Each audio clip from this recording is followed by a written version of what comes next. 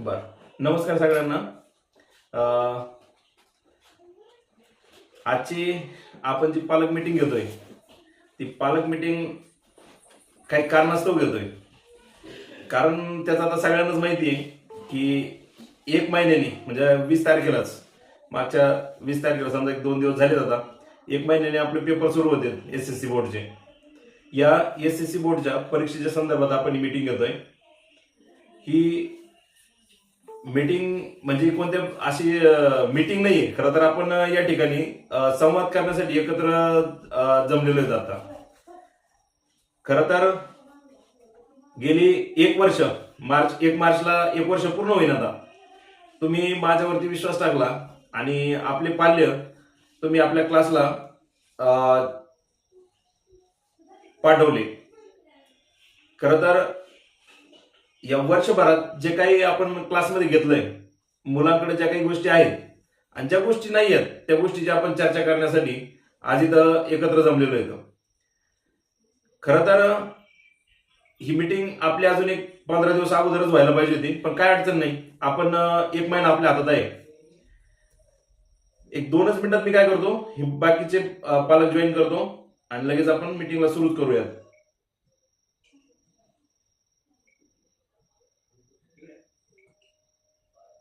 Okay. तर सध्या तुम्ही आपले कॅमेरे बंद जरी ठेवले तरी चालेल. नंतर ज्याला बोलायचं त्याने कॅमेरे सुरू करा. नंतर समजा सध्या मी तुमच्या पुढे आपल्या क्लासचा अहवाल मांडतो पूर्ण, आणि त्याच्यानंतर मग तुम्हाला काही प्रश्न विचारायचे असतील तर विचारू शकता, किंवा काही सूचना करायच्या असतील तर करू शकता. कारण आपल्याकडे अजून भरपूर तसा वेळ आहे. म्हणजे जे मुलांना अजून अभ्यासाला सुरुवात करायची त्यांच्या आपण खूप पुढे निघालेलो आहे. जशी जशी मुलं आता त्याच्यात अभ्यासात इन्व्हॉल्व्ह होतील तसं तसं खरं आता त्यांचं पोटेन्शियल आपल्याला दिसायला सुरू होईल, आणि ते आपल्याला परीक्षेच्या निकालातून येणारच आहे. खरं तर SSC बोर्ड परीक्षा फेब्रुवारी 2026 म्हणजे 10वीचा पेपर पहिला आपला 20 तारखेला सुरू होईल. या गोष्टीसाठी ज्या म्हणजे मला तुम्हाला काही सूचना करायच्या आहेत सध्या, तुम्ही मला सूचना करू शकता, किंवा आपण संवादाच्या माध्यमातून त्या सगळ्या गोष्टी आता डिस्कस करणार आहेत. पहिलं तर विद्यार्थ्याची मानसिकता. सध्या काही मुलांना हॉल तिकीट मिळाले आणि काही मुलांना अजून मिळालेले नाहीये. ज्यांना हॉल तिकीट मिळालेले नाही त्या शाळांचे 1-2 दिवसात प्रिंटची अडचणी, त्याच्यामुळं म्हणजे थोडा नेटवर्कचा प्रॉब्लेम येतो. शाळेचा प्रॉब्लेम नाहीये किंवा तिकडून प्रशासनाचा नेटवर्कचा प्रॉब्लेम आहे, त्याच्यामुळं हॉल तिकीट निघत नाहीत सध्या. कारण 2 दिवसापासून आमची पण शाळा प्रयत्न करते.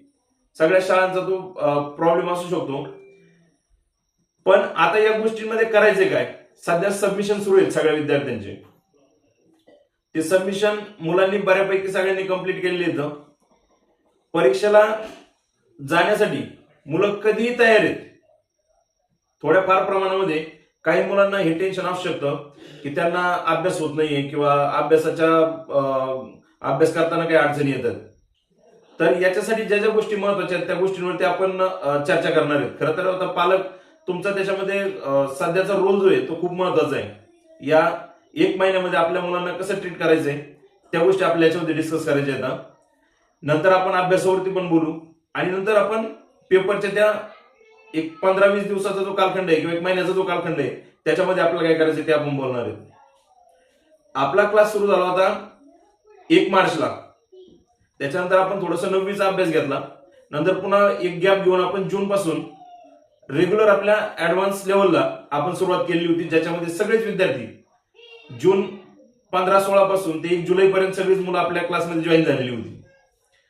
आता विद्यार्थ्यांच्या अभ्यासाच्या बाबतीत जी चर्चा करायची आहे ती अशी, सध्या आपण मुलांना सगळ्या काही गोष्टी दिलेल्या आहेत.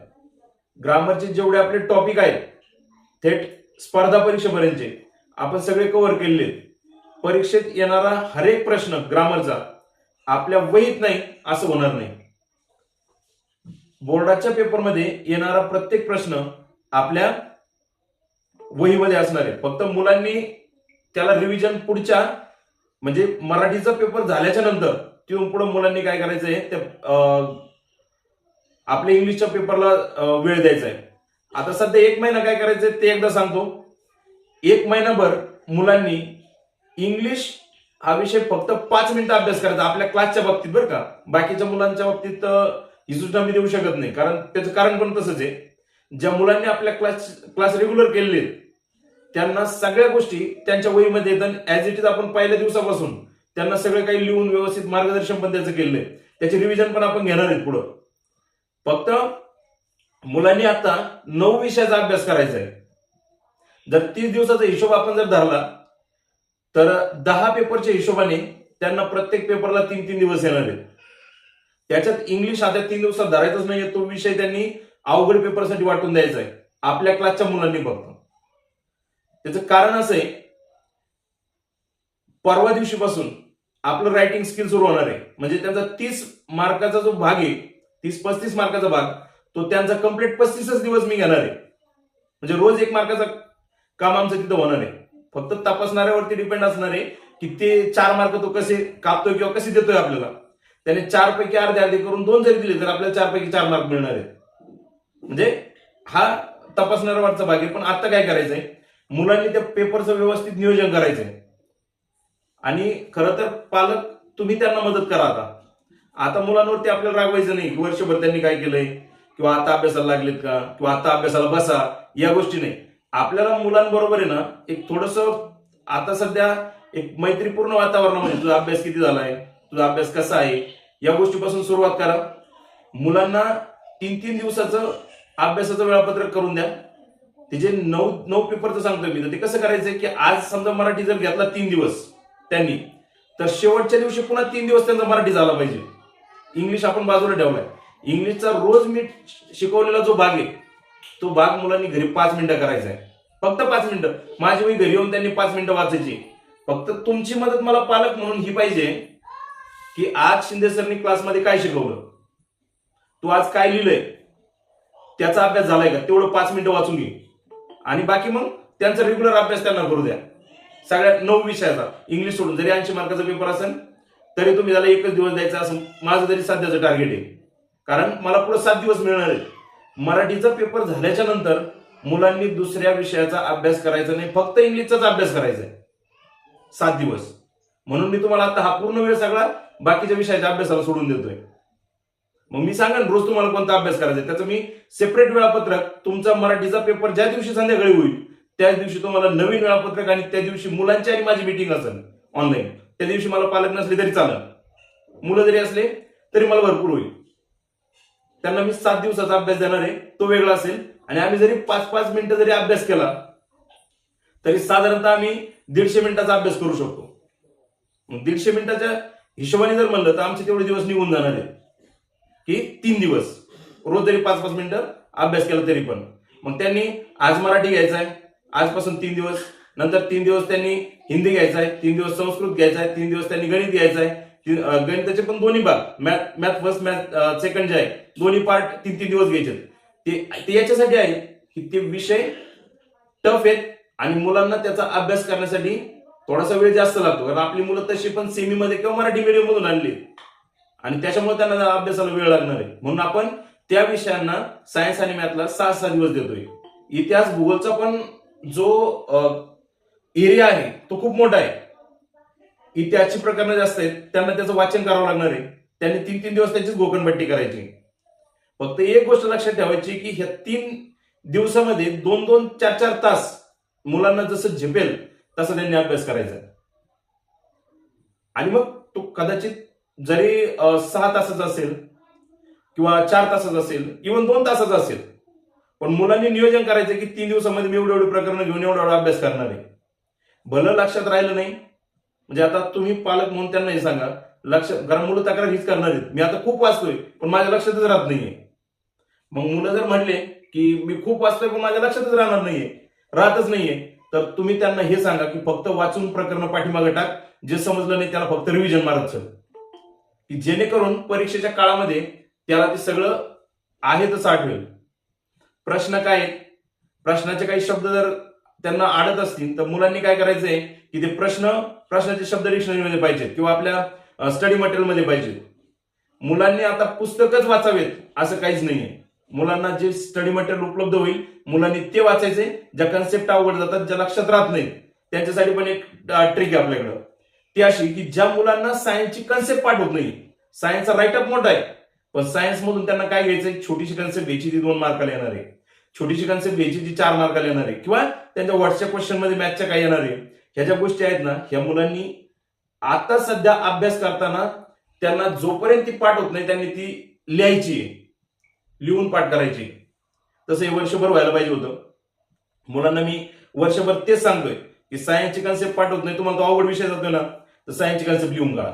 कारण लिहिल्याने आपले 2 सेन्स एकदाच कामाला लागतात. एक आपला सराव हात, आणि दुसरा सेन्स म्हणजे आपला जो आपण त्याला विजन म्हणतो, जे दृष्टी म्हणजे डोळे, आपले दोन्ही कामाला लागत असतात. बरोबर, आपण पाहतो पण आणि रिवाइज पण करतो. बरोबर, त्याच्यामुळे ती कन्सेप्ट परफेक्ट होते. मुलांनी जी कन्सेप्ट 2 मार्काची इम्पॉर्टंट म्हणून शिक्षकांनी शाळेत सांगितली आहे आणि ती जर पाठ होत नसेल तर मुलांनी ती लिहून पाठ करायची, लिहून पाठ करायची, तुम्हाला ती आठवणार आहे. पाठ करण्याच्या वेगवेगळ्या पद्धती आहेत ज्या आपण क्लासमध्ये बऱ्याचदा डिस्कस केलेल्या आहेत. फक्त मुलांनी या गोष्टीचं टेन्शन घ्यायचं नाही की माझं पाठ होत नाही. तो विषय फक्त 2 मार्काचा आहे आणि आपल्याला सगळे पेपर मिळून 600 मार्काचा अभ्यास करायचा आहे. आणि जे 500 आपले परफेक्ट व्हायला पाहिजेत, असा काहींचा भ्रम आहे की मला बेस्ट 5 मध्ये माझे 5 विषय चांगले येतं, मला चांगले मार्क पडतील, मी 90+ होईल किंवा 90% पुढे जाईल. हा भ्रम मुलांनी आता डोक्यात ठेवायचा नाही. आणि पालकांनी पण त्यांना तेच सांगा की तुझ्या 6 विषयाचा अभ्यास आम्हाला पाहिजे, म्हणजे 10ची 10, आपण जे 2 पार्ट म्हणून चालतो ना, तर 10ची 10 विषयाचा अभ्यास आम्हाला पाहिजे. म्हणजे कसं पाहिजे, म्हणजे त्यात सक्ती नाही करायची, आपल्याला सगळ्या विषयाचा सारखा अभ्यास कर म्हणायचंय. आता वर्षभर मी त्यांना इंग्लिश शिकवतोय, पण मी त्यांना हे कधीच सांगितलं नाही की माझ्या विषयाचा तुम्ही अभ्यास करा म्हणून घरी. कारण माझे रिव्हिजन आणि माझं टीचिंग हे दोन्ही त्यांचं ऍट अ टाइम सुरू आहे. सगळं मी त्यांना व्यवस्थित दिलंय. फक्त ज्या मुलांनी क्लासेस बुडवले असतील किंवा ज्यांचा जो भाग लिहायचा राहिला तो आता मागे पडलेला आहे.